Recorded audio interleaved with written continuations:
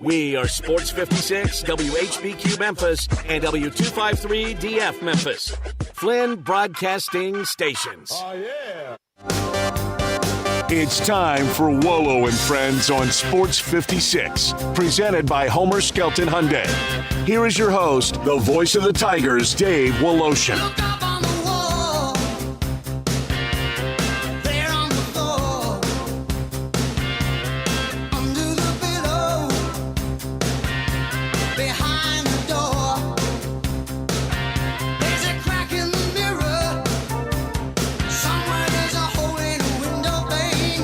Terrific Tuesday. Welcome in. Already a couple are dancing. How about that? Sanford, SoCon, James Madison, Sunbelt, already in the tournament. Literally, I will be leaving for the conference tournament in about 30 minutes or less. Zach Boyd, Brian Dacus will be in early. They will take you on home. Mike DeCourcy is going to join us in about 10 minutes or so. We are in March Madness. There is a Grizz game tonight. It is for St. Jude. I don't know if this is just to recognize the greatness of St. Jude. I don't know if there's any proceeds that go from this game to St. Jude, but There is a game, FedEx Forum, tonight. And you know what is interesting now is the Grizzlies have used 28 guys. I think that ties the franchise record. But with the way two-way contract, 10-day contracts are going,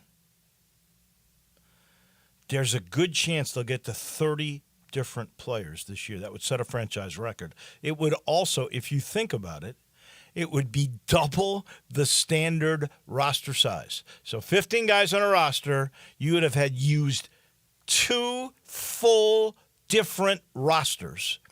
And obviously, your top 15 not playing, so you're using 15 guys that aren't necessarily really NBA guys as part of your competition. This was interesting. I'll give Drew Hill from the Daily Memphian credit for it. If you look at games missed, Oklahoma City, which is obviously terrific, first place in the West, they've had 40 missed games from roster players. 40. Pretty much the only guys that they've really had to switch in and out have been for load management. They haven't really been injured. So the Grizzlies, they have missed 400 rostered player games. 400. 40 to 400. You can see why one is 21 games under 500 and the other's leading the West. 40 to 400. That's pretty significant, Zach Boyd. Yes, it is. And that's why other teams cannot complain about injuries, because the whole starting rotation gets out for the Grizzlies. Outside of like 1 or 2 players. It's bad. It's bizarro.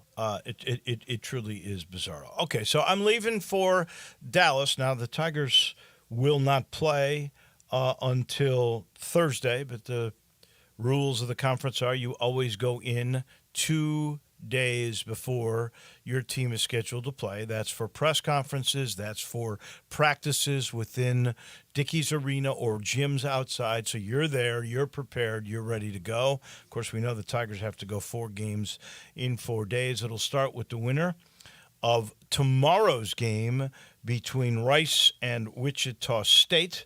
So the other side, the second game tomorrow, is Texas San Antonio and Temple. They'll get SMU. SMU, I think, is a dangerous team. As I was looking at this, and I'm looking forward to hearing what Mike DeCourcy has to say. He was written a really nice article about the excellence of UConn, Houston, and Purdue. He starts his piece off, and we'll ask him about it, talking about the fact that top 25 teams lose games all the time. But we don't get 3 teams of excellence like this all the time. UConn, Houston, Purdue. So we'll talk a little bit about that. He also wrote, I don't know if it was a Twitter piece or whatever he wrote, it was tournament champions, regular season champions. So many times we hear complaints about, they won the regular season, then they got ripped off because, well, the tournament champion or how you relegate who your automatic qualifier is up to the conference. But if you didn't do it on the tournament, what relevance would there be to the tournament? So that's the dilemma they face. We'll talk about that and maybe break down the American a little bit. I think it's anybody's tournament, honestly. I don't think Texas, San Antonio, or Temple can win it. I don't think Rice or Wichita State can win it. I'm not sure Tulsa can win it. I do think SMU could win it. I think North Texas could win it. I think the North Texas-Tulane game is going to be an interesting game, much like Memphis. I don't know if Memphis or Rice-Wichita State is that compelling, but I think Memphis and UAB, if Memphis gets by the first one, is a great game. It's game 3. They split. And let's face it, Memphis had to have this incredible turnaround to beat them at home in game 2. Now, they did wallop them, though. But I think Tulane, North Texas is an interesting game, and then North Texas, Florida Atlantic. I think Charlotte, SMU is really a good game, and I think either of those teams could win. I think this goes down to 6 or 7. I'll even give North Texas a chance if they're completely healthy because, they're in Denton. They can bring people. And I think they have a pretty decent fan base. I mean, it's not 15,000 people that are rabid fans, but I think they got like 6,000, 7,000 that are pretty rabid that it's a 40-minute ride to Fort Worth. They can make it. So they'll have some home court advantage. Maybe that'll turn the tide on FAU because FAU is just a very average road team. So we'll see. I think it's really going to be a very, very compelling tournament. And I think anybody can win up down to 7. I do think the Tigers have the chance, but the question I truly have is, do they have the will? Do they really want to win this thing? Because you got to win 4 games, 4 days. You've got to have that will to win. Does this Tigers team really have that desire? And the answer to that question for me is, I don't know. I've seen it. I've seen the second half of UAB, but then again, I saw the first half against UAB. I saw the Tigers offensively click in Boca on Saturday, but I saw no effort on defense. I don't think the answer, by the way, is to continually press. And I do think there are plenty of people on the Tigers staff that think that that's the answer, is to press more, to turn people over, to be disruptive. I think that works in situations, in spurts. I think the answer is you got to be really good in the half-court set, stopping people, because that's what happens in these tournaments. And that Penny used to be really good at that. If you trap and it's beaten, now you've got odd advantages, 2-man, 2-1, 3-2, the other way. And the Tigers get burned in that, especially against a team like FAU with great team speed. So we'll see. We'll see how it all plays out. And the answer is, if you don't win here, would you play in the NIT? I am not a representative of the university. I don't know. But I would say this. If you did play in the NIT, you'd have to be on the road the whole time because the NCAA tournament is in Memphis, first and second rounds. So I'm not sure. You may get a third game or a fourth game if you advance that far. I don't even remember where it is. Is it in Vegas now, or do you go to New York? I don't think you go to New York anymore. Anyway, my suspicion is if the Tigers don't end up in the NCAA, this last trip to Fort Worth is probably the last trip. We'll be joined by Mike DeCourcy momentarily. Our title sponsor, it's Homer Skelton Hyundai. That's in Olive Branch, where they're urging you, and I do too, because I'm a big believer in the Santa Fe. The 24 Santa Fe has been rebuilt. It's now bigger. It's better. It's quieter. It's the ultimate family car with a third row now standard. Go test drive it. At Highway 78, that's Lamar, and Craft Road, the first exit in Mississippi. Go see Chris True and all the gang at Homer Skelton Hyundai. And Family Leisure is where I sit right now. We'll be moving those studios to Fort Worth. That right now is the place to go for the factory direct pricing. It's a sale on swimming pools, spas, and on patio furniture. Please go see my friends. Go see Billy. Go see Lindsay. Go see the discounts you'll get from factory direct articles at Family Leisure. And it's time to talk to our good friend, Mike DeCourcy. He, of course, is brought to you by Memphis Tourism and the Memphis Sports Council. So we get so many millions of dollars that come into the economy thanks to Memphis Tourism and the Memphis Sports Council, including, as you have seen over the last couple of years, the new Memphis Sports and Events Center that's right at Tiger Lane. I mean, that is bringing amateur basketball teams and volleyball teams from all over the country. Memphis checks all the boxes for sports fans. It does. Pro, semi-pro, amateur, all these new youth events, and, of course, college sporting events. Memphis Tourism and the Sports Council, they work really hard every year to recruit sporting events and tournaments. Those fill hotels, restaurants, and attractions with out-of-town athletes. So the latest numbers show that in a single year, and this is even bigger now because of the Sports and Events Center, we're talking about 85,000 hotel rooms, an estimated impact of about 85 to 100 million. Memphis Tourism, the Memphis Sports Council, that's the winning combination that bring you the Hall of Famer, Mike DeCourcy, every week. And Mike joins us right now as we speak. Good morning, Mr. DeCourcy. Let's just start with the article you've just written. And you started off by saying, look, top 25 teams lose games every year.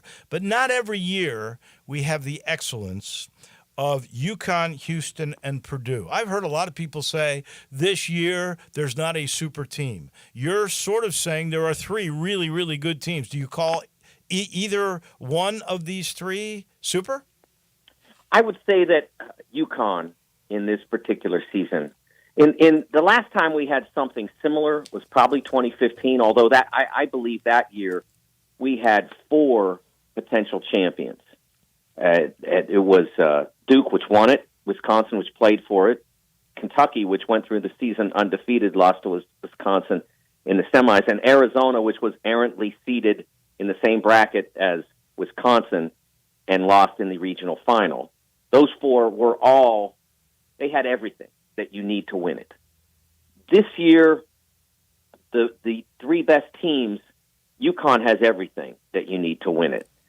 I don't know that Houston and Purdue do.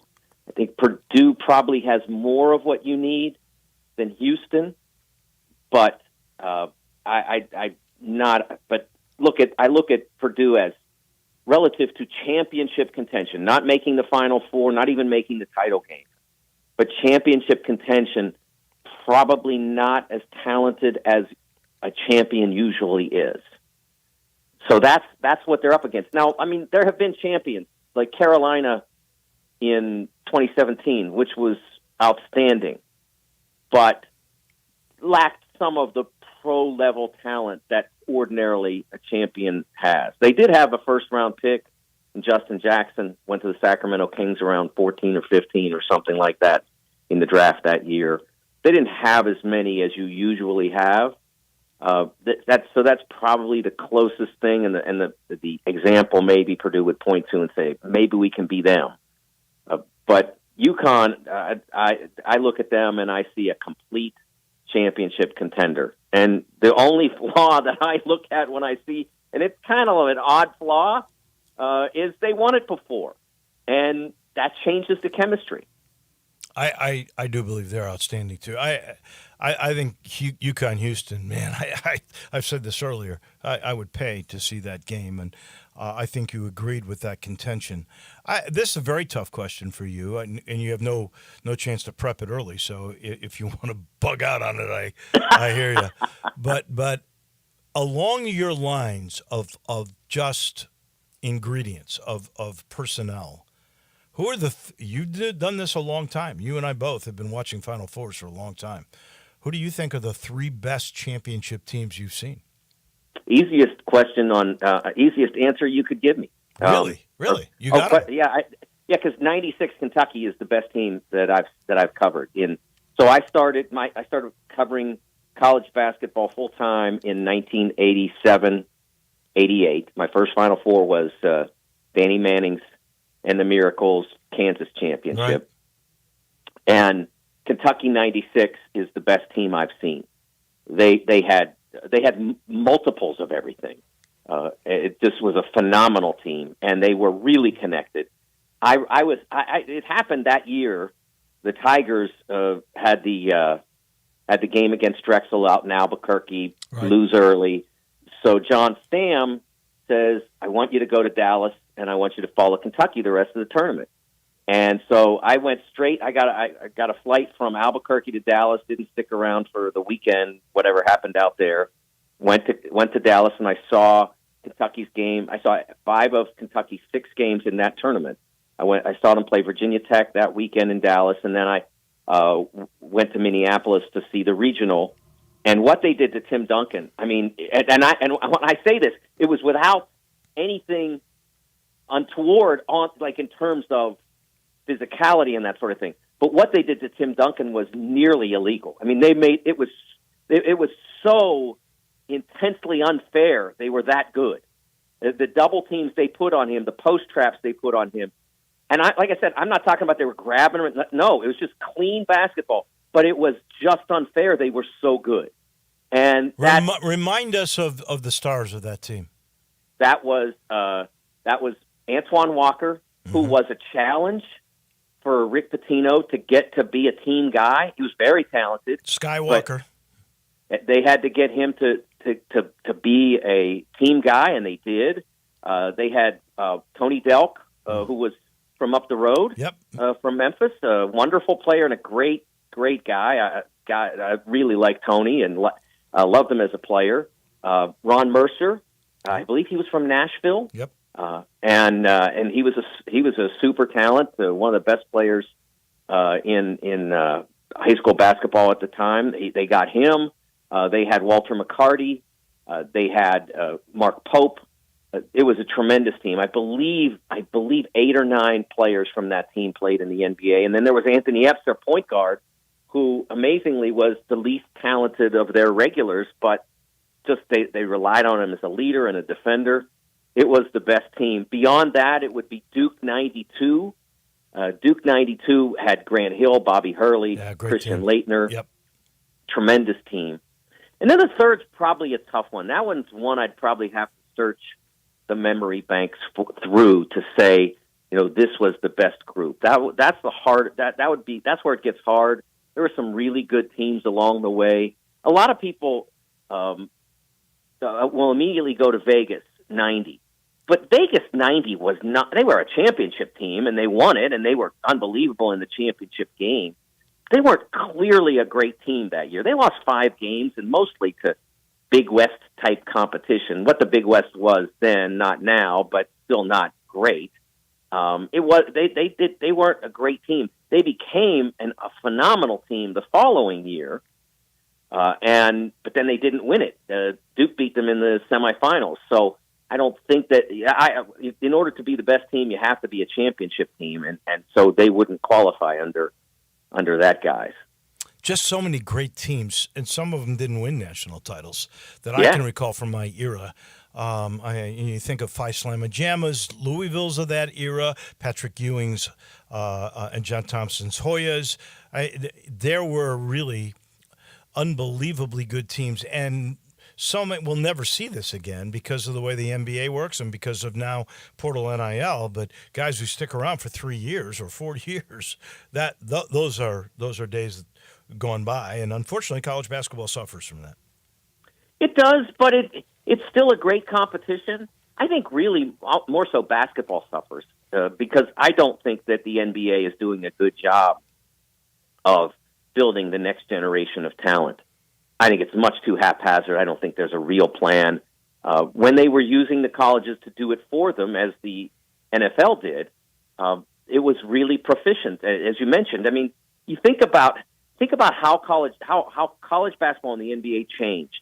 when we were together in Memphis in the early 90s, and Glenn Robinson came out as the number one overall pick in the 94 draft and demanded $100 million, and the NBA freaked out.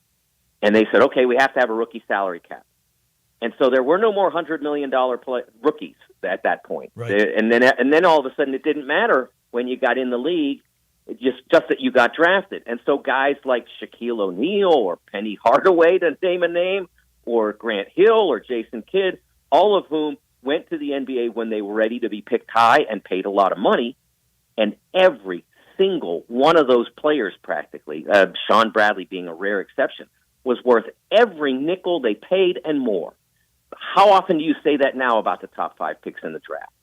Back then, it was every guy. It was Grant Hill. It was Penny. It was Chris Webber. They all became NBA stars because they were super talented and they were ready to be in the league when they got there.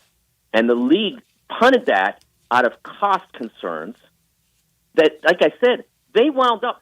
By the time Penny or Grant or one of those guys was on their second or third year, they were bargains. But they freaked out and they ruined their development system. I agree. And now we're at a point where there's no turning back. But you could always turn back and get rid of the rookie salary cap, and maybe guys would start looking at it and saying, wait a second, I could be the 25th pick and they'll give me 1 year guaranteed, or I can be the first pick and they'll give me 150. Maybe if they ever were smart enough to do that, they might rebuild the talent system to what it should be. But I don't think they're smart enough to do that. Well, here is the one area that I do think, because of NIL, it helps the game. It's guys like, even though he didn't get the opportunity to play this year, is DeAndre Williams. DeAndre Williams could make more money at Memphis with NIL than he's going to make in Taiwan or than he made in the Philippines. A guy next year, let's say David Jones, decides to come back. Jones will make more money because he's not on any mock in the first 2 rounds. He'll make more money NIL next year here in Memphis than he would if he went to a more minor league, and maybe he can build up and show for a second year he can shoot threes at 40%, get a little bit better defensively. He could build up his stock and make more money. So it's those kinds of guys that are not first or second rounders, but are really, really good, almost all-American college players that will stay because they're just not built for the NBA. That's the one positive that I can see. There's not much more to it, though, in terms of teams and gelling and chemistry, all this movement and those who get and those who don't. I don't know that it's good for the game. You know, Dave, I will say that I think the gelling and chemistry thing is overstated a bit, and I often use the Tigers as an example of this, because people who now are trying to say that they believe that the last 10 games, which is no longer a factor in tournament selection, should be, because look at what happens at the start of a season. You have all these new guys. Well, my first argument is that you always have new teams. Even if you have the same 5 starters, everybody's different when they come back. Mentally, physically, emotionally, in terms of what their desires might be. And that doesn't mean you can't regenerate a similar chemistry as Florida did in 2006-07. When they won both times with the same 5, but it's always a little different. When Joakim Noah came back in 2006-07, after not going to the draft in 06, I mean, he was a guy who had turned down the chance to be 1 or 2 in the draft. So that changes you. Also, so everybody's always been different. But now, if you want to say, well, you've got a bunch of new guys and you got to get them together. Well, the Tigers had a bunch of new guys, and they played their best basketball of the year in November and December. So I don't buy the idea that it's different now in that sense, and so therefore the end of the season should matter more. I don't do that. But it is, yes, it's a challenge to mix new players together, without a doubt.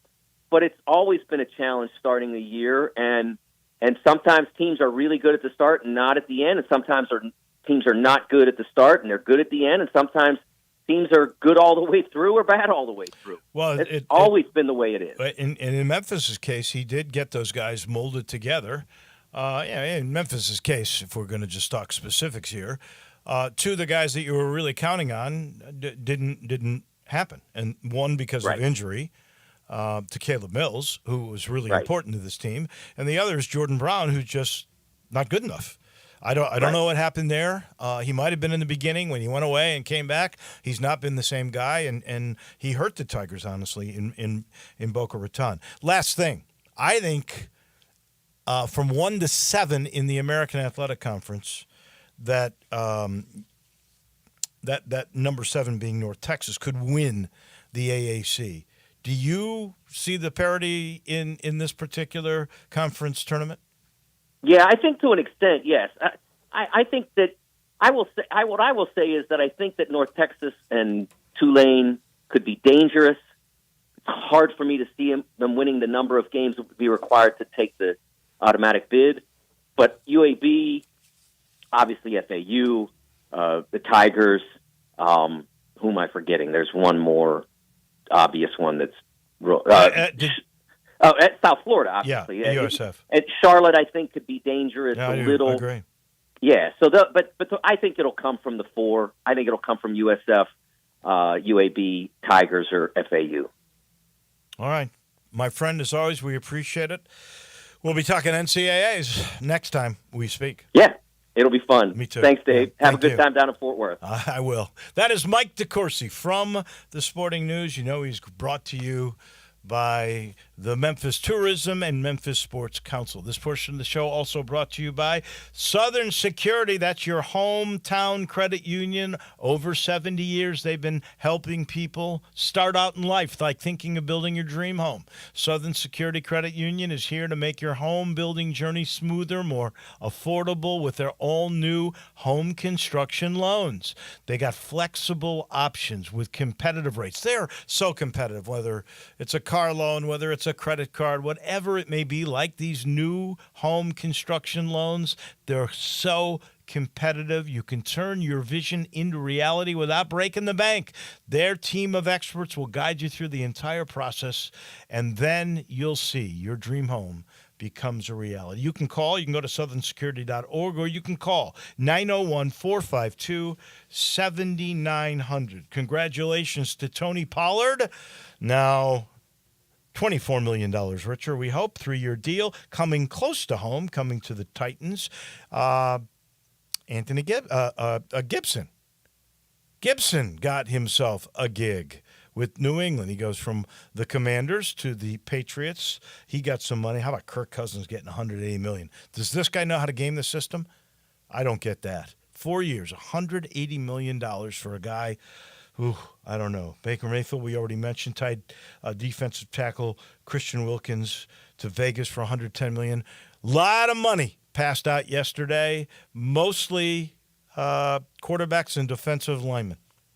Interesting how it all breaks down. But Gibson and Pollard happy for those two. Oh, and Bryce Huff got $51 million. How about that?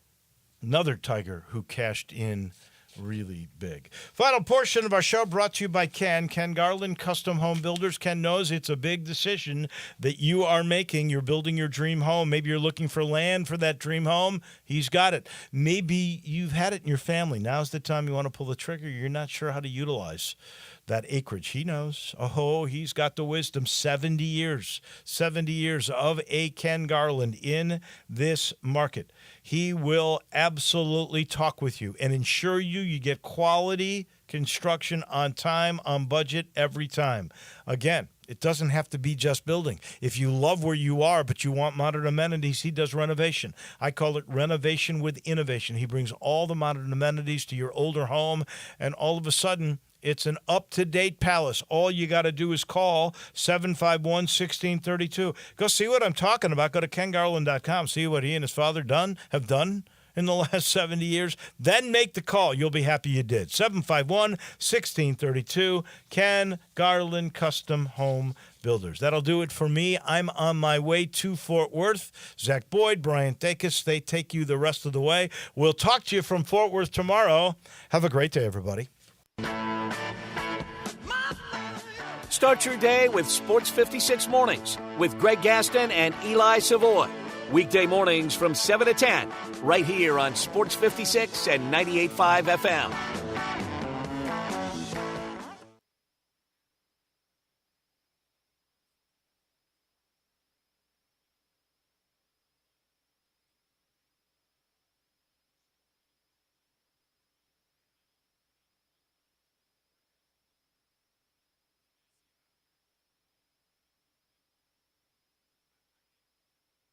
I'm Gary York. I'm the service director at Lexus of Memphis. Our service department wants to be more than just a place where you get your oil changed. We do glass repair, windshield replacement, recalibration of your camera and sonar systems, even wheel repair, tire replacement, all the things you would expect from a luxury automotive dealer. Please check out our website. You can schedule your appointment, check out our specials, hours of operation, or if you'd like to do it in person, please reach out to one of our associates at 901-271-5199. This March, Wendy's has some amazing deals on their hamburgers made with fresh, never frozen beef. Like a juicy Dave's single for $1 and a fresh $2 Dave's double with in-app offer. It's such a good deal, we wrote a little ditty about it. Get it for $1. Dave's single, order in the app. Dave's single, get it for $1. Choose wisely, choose Wendy's, official hamburger March Madness. Limited time offer. Participating U.S. Wendy's. See offer details and redeem at Wendy's app. Account registration required. Fresh beef available in the contiguous U.S. and Alaska. For over 8 decades, America's farmers have counted on the Little Red Tractor from Case IH, the Farm All, to help them make short work of their demanding chores. Well, Mid-South Ag can show you they aren't just for farms anymore. With horsepower ranging from 30 to 105, plus an army of attachments, they can tackle every chore on your to-do list, from hauling and mowing to loading and towing and then some. Stop by Mid-South Ag Equipment or call 662-890-3141 to find a Case IH Farm All that's right for you.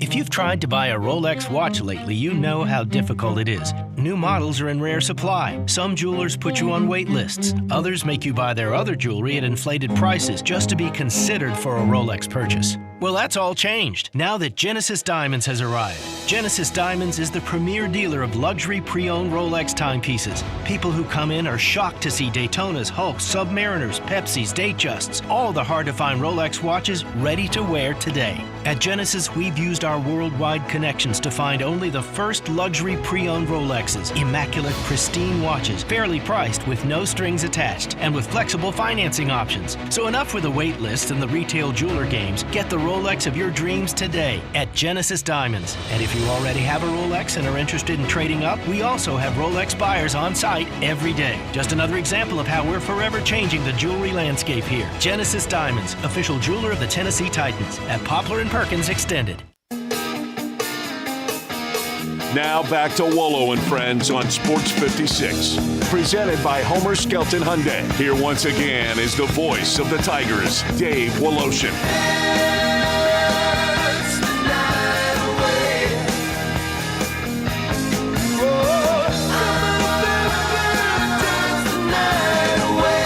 Welcome back to Wolo and Friends. I'm going to say Sports 56 mornings. That's how long I've been up since this morning, Bryant.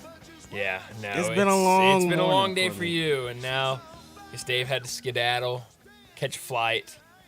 So it's us now. How about that? Don't know if anybody anticipated that today, but here we are. It's going to be a lot of fun. Fun. Let's pick up from what the conversation Dave had right before he left. NFL free agency. Oh man, Zach. I guess we're still in the legal tampering. I guess it's going to be official at some point today. Yes. The point where it's always my favorite in like every sport. Like we have this in every professional sport where it's like this person has agreed to we know exactly where they're going, exactly how many years, and exactly how much money they're going for, and then they're like, but it will not be official until 3 days from now. I'm like, well, why even say that? Like, we all know it's going to happen. But yes, yesterday was crazy. All of the moves, and then today I've already seen a couple moves this morning. So it's that time of the year. I think Joe Mixon got traded to the Bengals. That's kind of the breaking news right now. A lot of people kind of wondering what the Texans would do at running back now that they've got C.J. Stroud, everything they've been able to do. last year with kind of the turnaround, and now they've added Joe Mixon, and maybe Joe Mixon can do something for you. Obviously, kind of up and down his career, but I like that addition for Houston. I think with what they have in C.J. Stroud, what they have at coach with DeMeco Ryans, I mean, I'm excited for the future for the Houston Texans. And Zach, I'll be honest, it's been a while, a handful of years since I've been able to say that. You're a Houston Texans fan? No. I just, excited about a team. You don't got to be a fan of the team. That's my problem in college sports, Zach. I'll tell you that. I'm sorry to get off on a sidebar. I like too many college programs. I mean, I'll come in here and talk about Charlotte. I'll come in here and talk about this team, that team. I like too many teams. Over the weekend, I was like sitting cheering like I've been a fan my entire life for Austin Peay. I mean, I fall in love with athletic programs at the college level way too much. Harder to do in professional sports, which is a good thing. But no, I do not like the Houston Texans. But I do like C.J. Stroud, good player. According to Tom Pelissero, Joe Mixon's due a little bit less than $6 million this upcoming season, and he's in the last year of his contract. Good deal. Wow, that is interesting because it's like the reports earlier today said he was going to get cut. Yeah. And I was like, okay, well, true. Like, I mean, there's nothing new. Like, all of these running backs were getting cut or getting restructured or getting new deals. So it was like, okay, there's nothing new. I think from the Texans standpoint, I feel like they could have. Maybe it's just me, but I would rather give CJ another weapon. Yeah, give him another receiver. Sure. Because you're talking about Nico Collins. He had a really good season before he kind of got hurt. Tank Dell was having a fantastic rookie season before he ended up having season-ending surgery. And your only other receivers that you was, I guess, out there balling with was Noah Brown and Dalton Schultz. Yeah. Well, I like this move for the Texans. It's interesting to see Joe Mixon's numbers. You go back over the last 4 years. 2020 was when he was dealing with injury, 428 yards.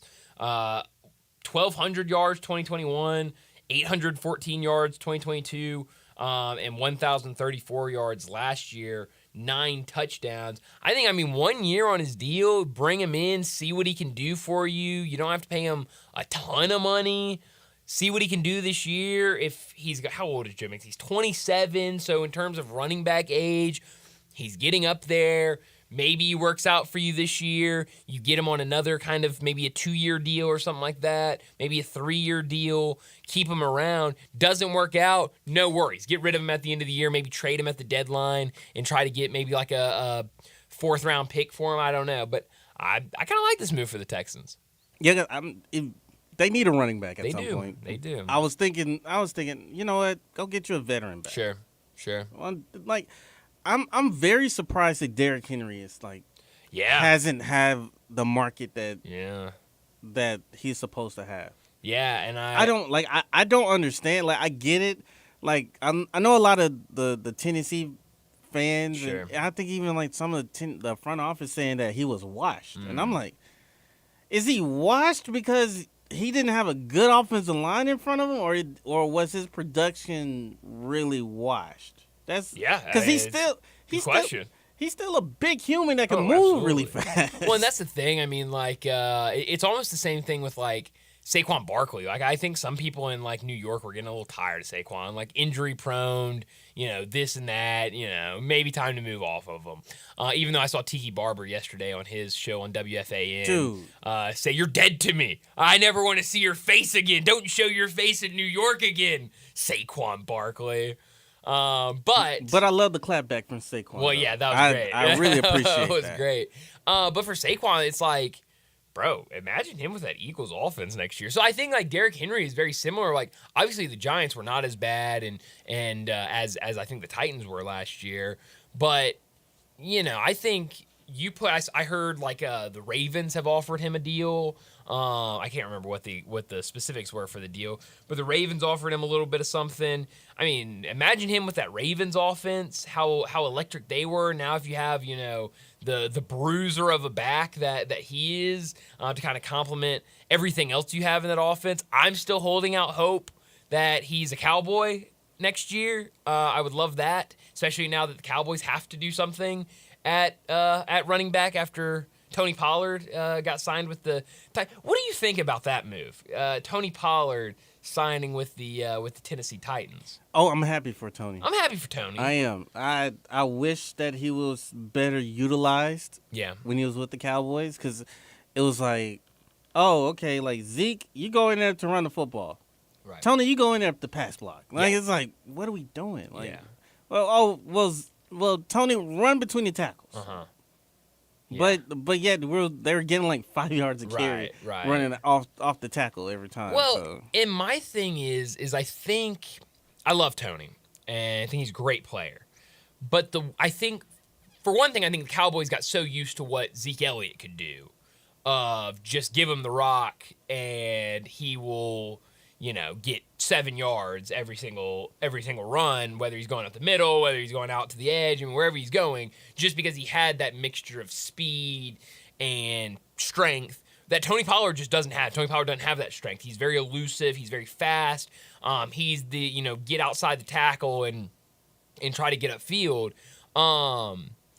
And I feel like those two complemented each other extremely well. I think you saw that last year where he didn't have that complement of kind of a power back in the same backfield as him. Even though they kind of tried it with like Rico Dowdle, they tried to throw him out there and be like, "Hey man, you be our power back." It was that didn't work at all. That wasn't gonna work. It just seems to me that everyone was very excited last year. I think they're still excited about what Tyjae Spears can bring to the table in Tennessee. Tyjae Spears and Tony Pollard, to me, seem like extremely similar players. And I just don't know how that's going to work, especially I don't know what moves the Titans have made on the offensive line this season or going into this offseason. But it's far worse offensive line than what the Cowboys have. Reports are saying that Lloyd Cushenberry, okay, well, the second, is going to be the center for it. They've got Titans. That. They drafted that Peter Skoronsky or whatever his fellow's name was from New England or Northwestern. Was it? Northwestern. Wherever the heck he came from. Yeah, that was. So, whatever. And Redun's was just a turnstile over on left tackle. Yeah. At the left tackle spot, so that's not ideal. And now you got Will Levis back there. Please. Tennessee Titans. It's a lot of work to be done. You know what I'm excited about in Nashville? The Nashville Cats, their arena football team, coming soon. I didn't know arena football was still out here. It's back. Oh, Zach, it's back. I didn't know that. They fell off. Arena football used to be huge, and then they fell off. Only had like 4 teams in the league. Then it completely folded, and now they're back. This is gonna be the first year back for the Arena Football League. Nashville's got a team. You gonna make it to any games? You gonna head up to Nashville to see some Cats action? I can't say for sure. I might try. I mean, I'm into the Cats. Look, if you're gonna throw arena football at me, I would love a team in Memphis.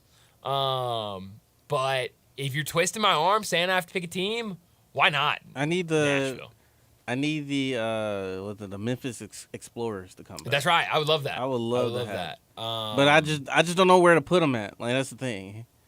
Yeah. That's the only thing. That's what I always say, and everyone calls me an idiot for this. I say keep the Coliseum and play different sporting events there. And one could be AFL. Maybe. But I mean, it just depends on how much money you want to invest into the Coliseum. That's true, and I don't want to invest any money in the Coliseum. No. Far too many other things to invest money in. That is not the Coliseum. Now, if they want to, and we'll give you more updates on the NFL free agency as we getting ready to get to the closing of the show. Mm-hmm. But quick sidetrack: if they want to with the Coliseum, sure, they could just let the soccer. I know Memphis 901 FC is, they want a brand new stadium. Sure, but if a brand new stadium is not on the cards, why not just tear the roof off of the old Coliseum, put a new roof on there, like get the structure in place first, and then just kind of try to make it more modern, if possible. Maybe could be an option. I don't know. If it's possible. If not, just tear it down and just build you a new one. Start over. Yeah. They play in South Haven, an arena football team. Yeah, in the Lander Center. In the Lander Center. I'd be down for that. But do you want to drive 30 minutes to the Lander Center? I would. Oh yeah, I would.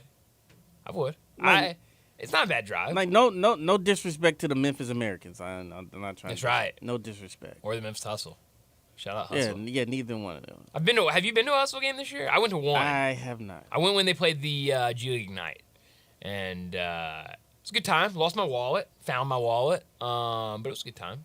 Saw Matas Buzelis, my guy, stand up screaming, "Matas!" That's how you. I love you. That's how you lost your wallet. Yeah, and then my wallet just someone fell out, and then just completely just. That's right. Got legs and just walk out of your pocket. I was losing my mind over Matas Buzelis, future Grizzly Zach.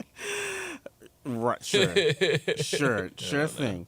Some more signings here, or agreed to contract signings. Sure. Shaq Barrett, free agent, got a 1-year deal. Okay. To the Miami Dolphins. All right, Miami Dolphins. Miami Dolphins. Miami Dolphins #1. Is that really their theme song? Oh yeah, yeah. You can look it up. Yeah. We got to do better, man. Got to do better. A couple more. Darnell Mooney. Ooh. Signing with the Atlanta is going to sign with the Atlanta Falcons. What do you think about Kirk Cousins going to the Falcons? 3 years, 39. All right. Here's the thing, and I think this is gonna cover us to the break. Yeah. If Kirk can get $100 million in guaranteed money, I know Dak can get $100. Sure. Oh, absolutely. I know Dak can. But here's the thing: Kirk Cousins. That happens to Kirk Cousins. Nobody says the thing. Oh, Kirk Cousins. Yeah, it's of course. Kurt, man. That happens to Dak. Oh man. How could you give this much money to Dak Prescott? I'm telling you. I'm not the biggest Dak Prescott fan, but I'm just saying. It's the goalpost for that, man. It is unreal. Like I get it. Like Dak hasn't performed well in the playoffs. No, he has not. He has not. The team has not. No, he has not. But to sit here and say that Kirk Cousins is $100 million guaranteed man coming off of a torn ACL? I was shocked when I saw that yesterday. I mean, I was at 35? Floored.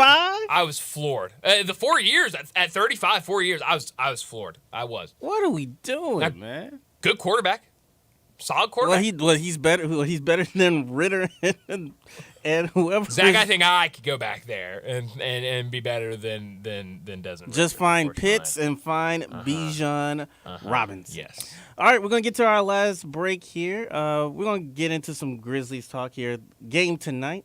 So we're going to get into that after this break. This is Wolo and Friends on Sports 56 and 98.5 FM. We are real sports talk. Sports 56 WHBQ. Available on your radio dial at 560 AM and 98.5 FM, as well as around the world online at sports56whbq.com. Take us with you everywhere by downloading the Sports 56 app. And at home, just say, Alexa, play Sports 56. Wherever you are, stay tuned in to real sports talk. Sports 56 and 98.5 FM. Hi, fellas. I'm Bill Russell at Russell Brothers Fine Jewelers, and I want you to know a little bit about Russell Brothers. First of all, we've been in business since 1985 in the same building at 4646 Poplar. That's hard-earned stability. Secondly, we're a full-service jeweler. Yes, we have beautiful jewelry that will thrill your special lady on any occasion, but we also offer the finest jewelry and watch repair services performed by some of the best craftsmen in Memphis. From a simple battery installation to a complete custom remake of a beautiful vintage piece of jewelry, we are experts at helping you take care of your prized possessions. If you have a piece of jewelry that's been in your family for years, you're not sure of its value, we provide appraisal services for insurance, for estates, or just if you want to know what you've got. Beauty, quality, value, and service. You'll find it all at Russell Brothers Fine Jewelers, 4646 Poplar at Perkins.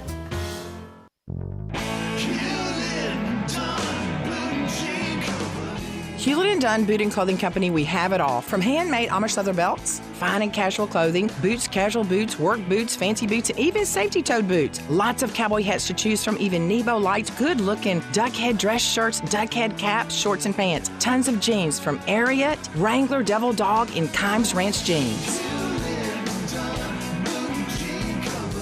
At Hewlett & Dunn, we have a great selection of Old South t-shirts and caps, fine clothing from dress to casual to Sunday best. Enjoy choosing from UFO's orthopedic-approved shoes. Hewlett & Dunn Boot and Clothing Company. Boots of every size, every color, every skin. Great quality Western, work, and safety toe boots. Hewlett & Dunn Boots and Clothing Company. 111 North Center Street, Collierville. Hewlett & Dunn.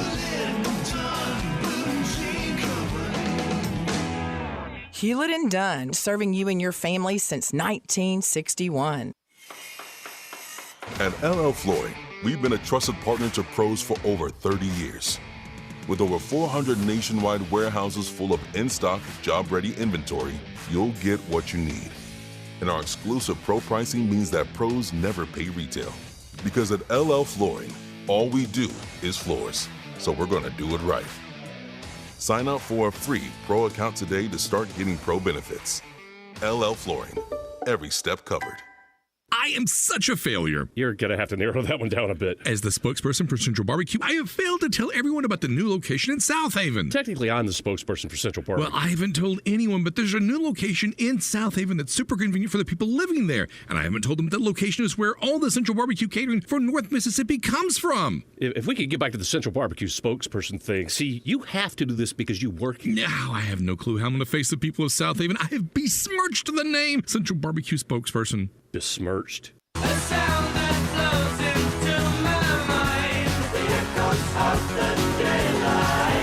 Now back to Wolo and Friends on Sports 56, presented by Homer Skelton Hyundai.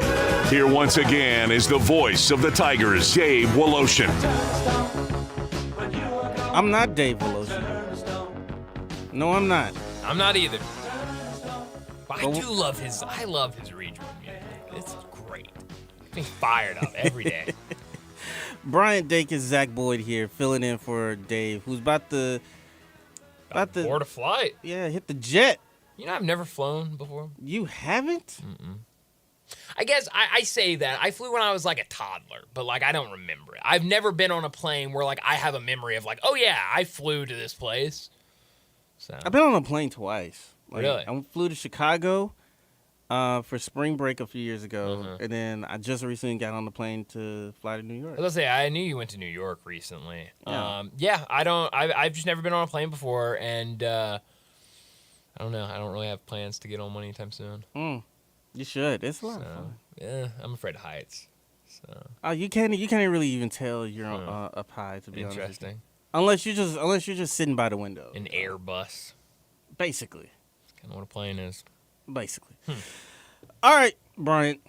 We gotta get into the city's team, man. The city's team. Not the one that's playing on Thursday. The one that's playing tonight. The one that's playing tonight. A winnable game, Zach. Still an underdog. Yeah. I mean, the Wizards. Yeah. But the Wizards been fairly healthy this entire year, but they just been bad. Yeah, that's the difference between the Wizards and a lot of these other teams that have similar records to the Grizzlies is they've been healthy. They've been healthy for most of the year. The Grizzlies tied a franchise record with their 28th player getting into a game. I mean, give me a break. I mean, Grizzlies are going to be fine. But I don't know. Do you want to win this game? Can you win this game? Look, my motto pretty much since January has been, if they want to win these games, if the young guys want to come out here and want to win these games, let them win the games. Do the Wizards want to win this game?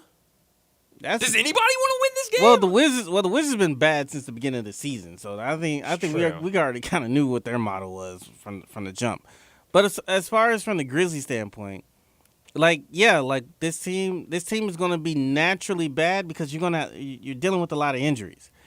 But if they end up winning tonight, I'm not going to be upset with it. It's a home win, and we don't have a lot of them. Wow, the Wizards have won back-to-back games after losing, oh my gosh, 14 straight, 4, I think. 5, 6, 7, 8, 9, 10, 11, 12, 13, 14, 15, 16 straight games. They've now won back-to-back against the Hornets and the Heat. Yeah, they're bad. They're real bad. Wow. But if there's any consolation tonight, Brian Dacus, you get to see Tyus. You get to see Tyus. It's the return game from Tyus Jones. Is this his first game back? Yes, it is. Is it really? Yes. Because they played him early in the year. They went to Washington. Interesting. They ended up losing that game. Huh. So this is the return game for one. Good for him. That'll be fun. Tyus Stones. I do like Mr. Stones. Would it surprise you if I told you that the Grizzlies opened as a 3.5-point favorite for this game tonight and are now a 2.5-point dog against the Wizards? I mean, I'm kind of not surprised because of the long list of injuries. Yeah. And the Wizards are hot. I mean, it's undeniable. 2 in a row, back-to-back games. And then watch them get drubbed by 30 tonight, and it's like, oh, well, back to tanking again. Like, yeah, back to tanking. You can get the Grizzlies tonight money line at plus 120. Look, I'm not advising anybody to bet a Grizzlies game. I'm just saying these are two really bad teams. Yeah, but you can make some. You can make some coin if you play it right. Get absolutely embarrassed, because that's really what it is, and that's the great, or not the great thing, but that's the interesting thing, Zach, about both of these teams in Memphis. Is I think we say the same thing about both these teams in very different ways. Yeah, you talk about the Grizzlies, a team that's all beat up, a team that everybody's injured, and you're like, well, they could go out there and win. They could win this game tonight. Yeah. They could lose by 20. I mean, that's really, it's how it goes. Kind of say the same thing about the Tigers, but in a far different light. This team's completely healthy. This team at one point was the 10th ranked team in the country, and you're sitting there going, I mean, they could win the AAC tournament, but they could also lose in the first game on Thursday. There's really, easily. I mean, it's very interesting how similar and different these two teams are. Well, the difference between the two teams is that the Tigers got more to lose than the Grizzlies. That's true. Because there's a conference championship on the line. There is. But most importantly, there's an automatic automatic qualifier spot as well. Oh, man. So it's like, I agree, but into just a little bit of that. Because for the Grizzlies, if you win, okay, cool. You're tied with the Toronto Raptors for 23 This game wins. doesn't matter. It doesn't matter. Thursday matters a great deal. It matters a lot to the psyche of this team. Man. So that's kind of where we are, man. Ugh. It hasn't been a fun year of basketball as we thought it would be. Well, but the great thing is because of how the conference tournament is played, we still have 2 more days that we can talk about the Tigers before they even play, which is terrifying. Yeah. In its own right. So tip-off tonight for the Grizzlies, I think it's at 7. 7 o'clock. 7 o'clock. You get to see Tyus. Down at the Forum. And get to see the Memphis Grizzlies hustle. That's right. Back in action. Back in action. Back and better than ever. Jaren and a hustle. Somebody said Jaren and a hustle. No, jeez. It's bad. It is bad. But they're giving it. But they're fun. They're fun, and they are playing with a lot of spirit and a lot of heart. They are. And that's all we can ask for. Coming up next, Johnny Radio. He's going to be on. Mm-hmm. You're going to be joining him. I'll be joining him. Yeah, you will. I think somebody else will be joining him. David Cobb. We'll be talking some college hoops. Yeah. Some hoops. So it's gonna be some more madness. One game started. Another game starting at 11:30. It's gonna be a fun day. Yeah, it's gonna be some more madness going on. Yep. Not particularly in basketball, but also in studio with Johnny Radio. Yeah, that's a good so point. keep it right here. This is Wolo and Friends on Sports 56 and 98.5 FM. It's time to trip